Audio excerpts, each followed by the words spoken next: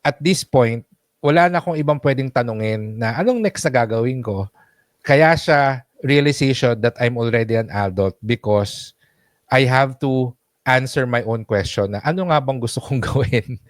And I have to define kung sino yung gusto kong maging ako as a person and go towards the direction in life that I want to go. Welcome sa Buhay Buhay Podcast, kwentong buhay-buhay namin ng kaibigan kong si Fitz.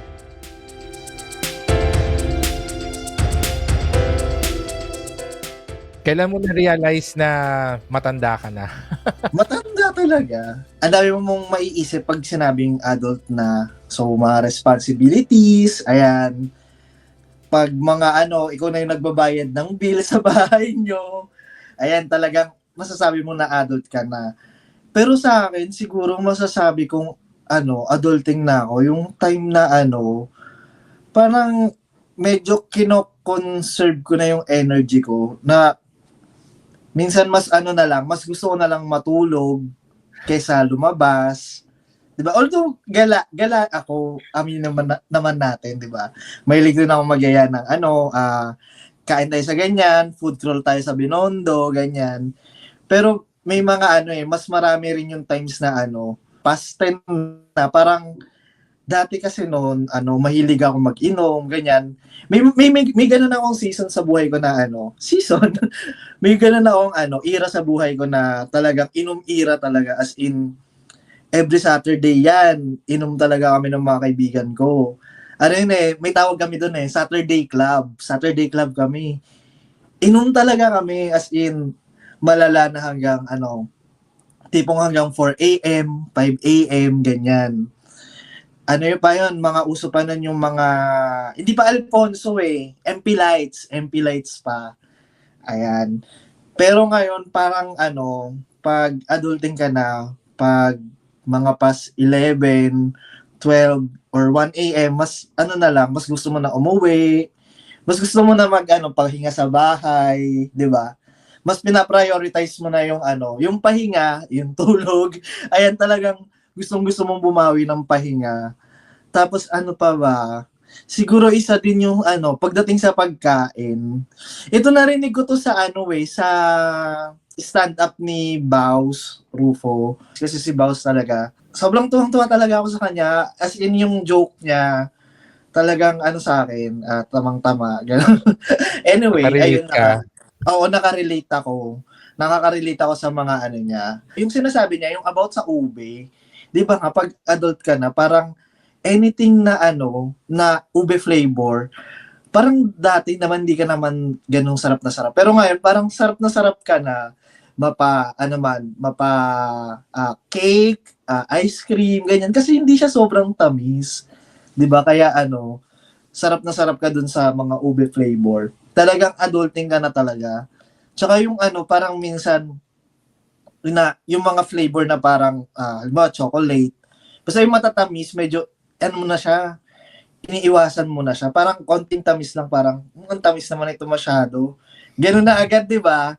Ewan ko para kung sa iba ganun, pero ako kasi ganun parang, yung mga matatamis medyo iniiwasan na, ganyan. Doon ko na-realize na, ay, parang adulting na ako Ganon.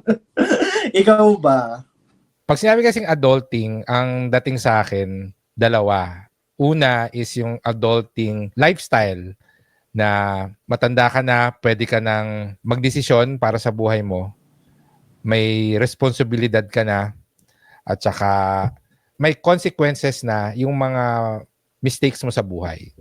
Yung pangalawang type of adulting, which is yung mga dinescribe mo, is tumatanda ka na.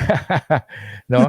So, siguro, in my case, yung sa ube, naiintindihan ko yan doon sa kinuwento mo. Pero, ever since yung bata ako, mahilig ako actually sa ube because yung tatay ko mahilig sa ube. So, pag bumibili siya ng ice cream, ube yung ube flavor yung binibili niya ice cream. Kaya, ever since sa bata ako, mahilig ako sa ube. Hanggang ngayon, pero I would still prefer chocolate, no?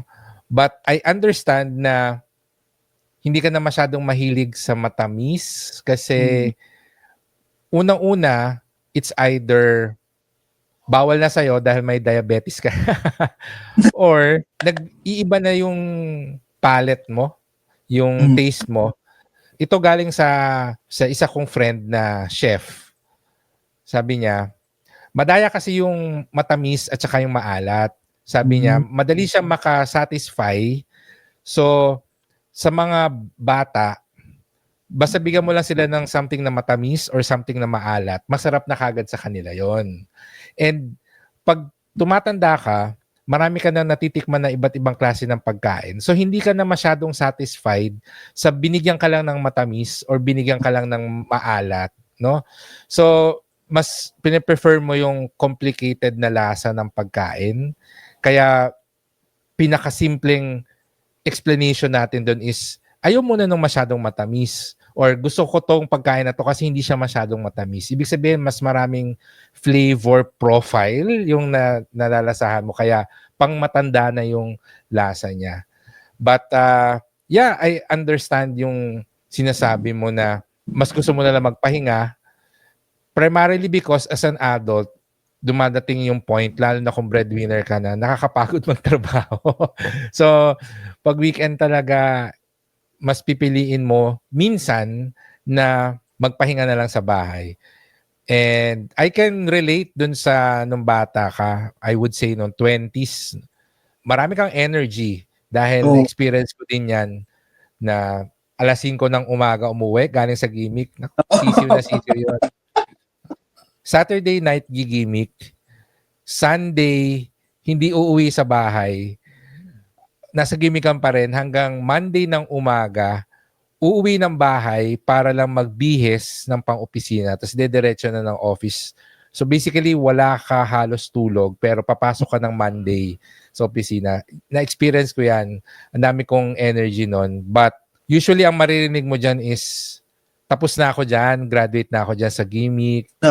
But aside from the fact na possible na nagsawa ka na, but nararamdaman mo na nga sa katawan mo, may physical reason na masakit na yung tuhod, masakit na yung likod, madali nang mapagod, madali nang hingalin, madali nang antukin.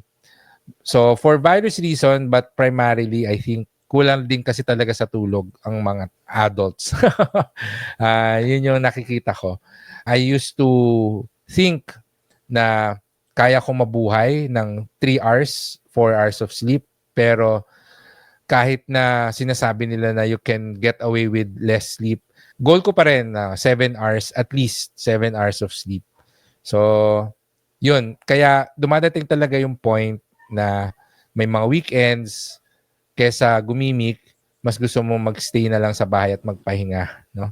So, yan yung mga adulting.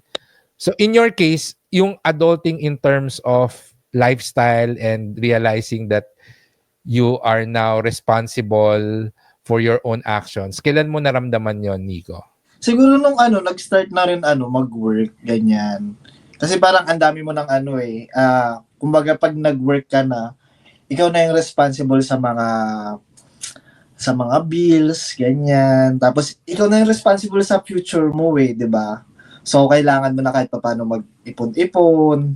Inano ba sa'yo? Sinabihan ka ba ng magulang mo na ngayong may trabaho ka na, kailangan mo nang mag-contribute dito sa bahay, magbayad ng bill, sumagot ng isang bill, utility bill? Yeah. Sinabi ba sa'yo yun? Hindi naman nila sinabi kasi dati naman nagtatrabaho si Papa. So, kasi medyo magulo yung setup nung family namin, pero ayun nga, parang mas sa amin yung pagiging independent na kami yung bahala sa sarili namin. Volunteer mo yon na tumulong sa pera financially sa bahay. Oo. Pagdating naman sa utang, may credit card ka ba or may loan ka, ganyan? Na-experience mo na ba yun? Meron din. Ayan, kasama din yan sa adulting, yung pagkakaroon ng credit card or mga loan, ganyan. Kasi syempre, minsan minsan nasa short or minsan meron tayong emergency na kailangan bilhin. So, ayun, kasama siya. Tsaka, syempre, pag nagka-credit card ka, kasi minsan may konti kang ipon sa bangko. So, ano ka tawag dito, o-offeran ka ng mga bank, 'di ba? So, ayun Mm-mm. kaya ka nagkaroon ng ng credit card. So, doon din marirealize mo, ay, adulting na ako kasi meron na akong credit card. Ganyan, 'di ba? Mm-mm. Yeah, oo, nasabi ko 'yan kasi sa mga nakakausap ko, usually, yun yung awakening nila pagdating sa kanilang adulthood. The moment Mm, na magkaroon sila ng credit card or ma-offeran sila ng mga financial products. So, mm, kasi syempre, pag nagkaroon ka na ng trabaho, ng sweldo, hindi mo masyadong iniisip na adulting ka. Alam mo lang ano siya, parang real life ka na. And at the back of your head, alam mo na you're already an adult, pero hindi pa siya talaga tatama sa'yo na kailangan mo nang maging responsible sa pera mo. Karamihan ng mga bagong graduate, magastos, kung maayos naman yung financial status ng family and yung sweldo nila ay para lang sa sarili nila, usually napakagastos ng mga yan.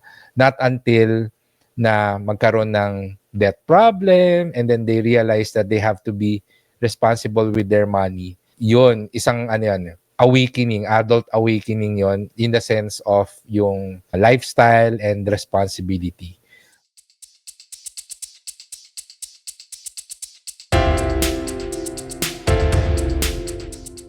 Hello, si Nico ito. Bago tayo magpatuloy, gusto ko lamang kayong i-invite sa aming website na buhaybuhaypodcast.com.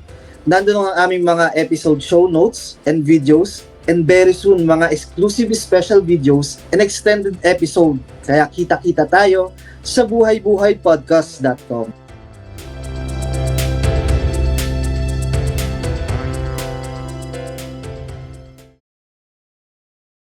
I think iba-iba pa rin siyang stages ng buhay natin, yung adulting. May adulting na marirealize natin na may consequences na yung mga actions natin.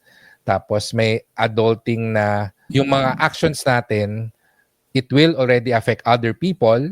So ito naman yung adulting na nagkakaroon na ng pamilya. Ibang Oo. level of adulting din daw yun eh. Pag nagkaasawa, nagkaanak, marirealize mo na hindi ka na nagtatrabaho para sa sarili mo but also para sa pamilya mo. So sa mga breadwinners, maaga dumadating yung adulting na yon na hindi ka na pwedeng para lang sa sarili mo. So iba yung level of maturity, no? And then merong adulting na katulad nung una nating na-share na physically, hindi ka na masyadong mahilig gumimik, Oo. tapos nasasabi mo na masyado nang maingay yung music ng mga kabataan ngayon. Oo. Parang naiirita ka na dun sa mga tugs, tugs, tugs. Parang ingay naman. Ganun. Konting lang, di ba? Well, ako naman, actually, mahilig ako sa EDM. So, hindi ko problema yon. But I would always say na yung pop music ngayon, it doesn't sound as good as yung pop music nung 20s ko, 'di ba? Nung I would say nung college, but nung 20s nung party era ko, yun yung best music for me. So, I guess if you find yourself saying na hindi mo na ma-appreciate yung music ng mga kabataan ngayon, nako, yan, signs of aging slash adulting or entering another phase of your adulthood.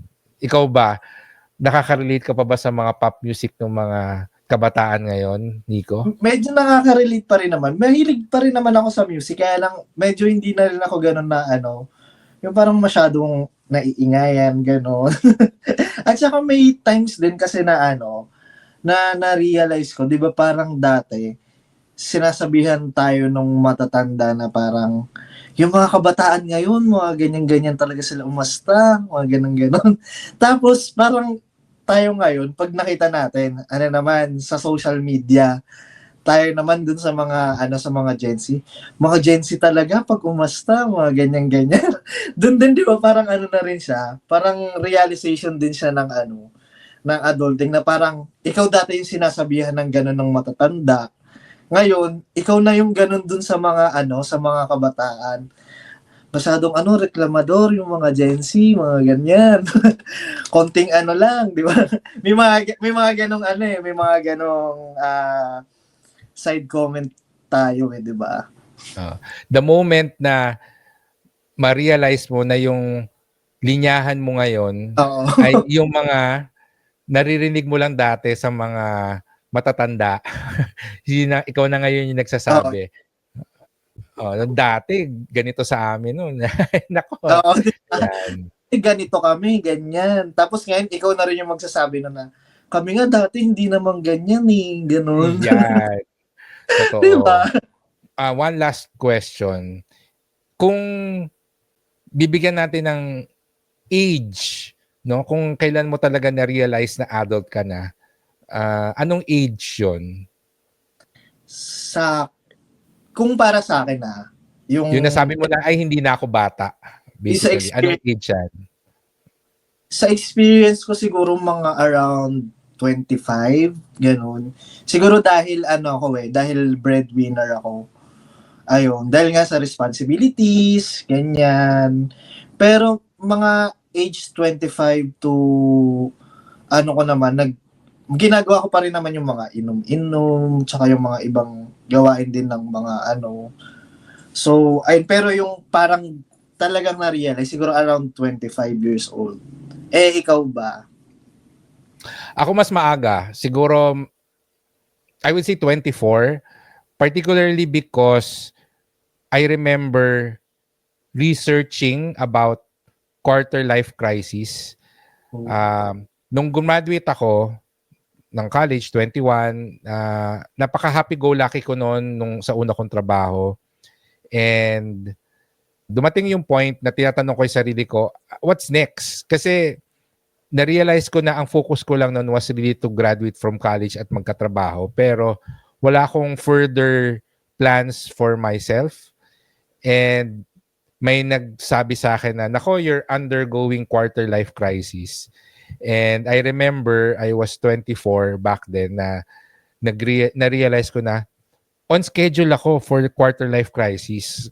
Kasi pagdating ko ng 25, dun ko dapat ma-realize kung ano yung gusto kong gawin sa buhay or ano ba yung mga plano ko, etc.